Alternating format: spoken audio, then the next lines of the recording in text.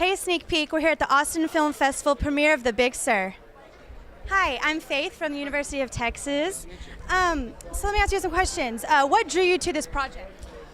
I just loved the subject matter, and I was a fan of Jack Kerouac, and I make movies about people that, lived and had lives that were pretty depressing, and so I like doing that. It's kind of exciting. All right. Just circumstance. Someone mentioned my name, and all of a sudden I was kind of like the thing they were looking for. And the gentleman, Orian Williams, who is the producer of this picture, has a real kind of independent spirit when he's making his movies. And this seemed to be confirming his true talent as putting the right people together.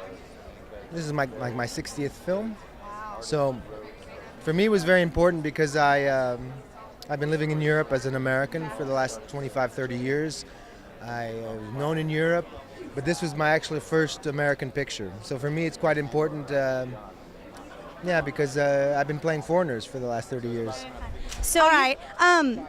Do you have... what advice would you give to film students at the University of Texas? I would say just to be passionate. That's the most important thing, and also focus on the things that you love. I went to Baylor. I'm from Houston. So I moved to LA to kind of follow my heart and find people that I wanted to work with. These guys are two of them. So being from Baylor, you must be very proud. They're doing very well in football this year. I'm beyond excited. I watch every game. I'm always so focused on it. It's so cool. It's very exciting. It's great. Well, it's very nice to meet you. Look forward to seeing the film. Thank you so much. So you've done a lot of aspects of filmmaking, producing, writing, directing. What's your favorite aspect of? Do you like acting, or what's your favorite part? Getting paid. I can understand that. No, making films is really a passion. You have to sacrifice quite a bit. It's like a drug, no? And if you're with the right people and the right planets are aligned, and that doesn't happen every time. This kind of film, Big Sur, comes maybe once every 20 years.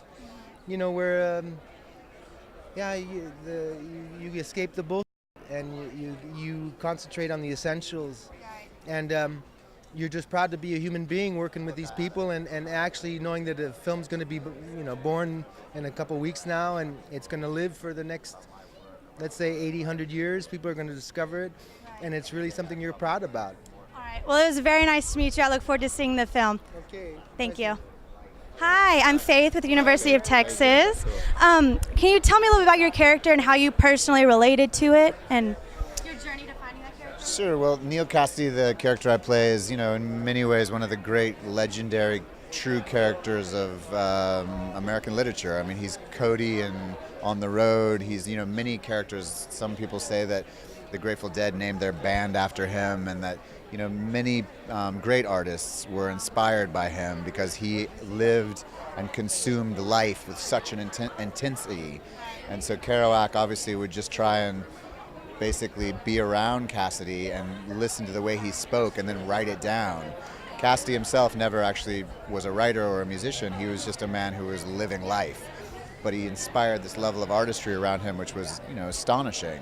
So to me, it was about trying to figure out how to play that, but how to play it at a time in his life where it was all starting to go bad. It was all starting to go sour and starting to be a little sad, and the time where he was in the hangover.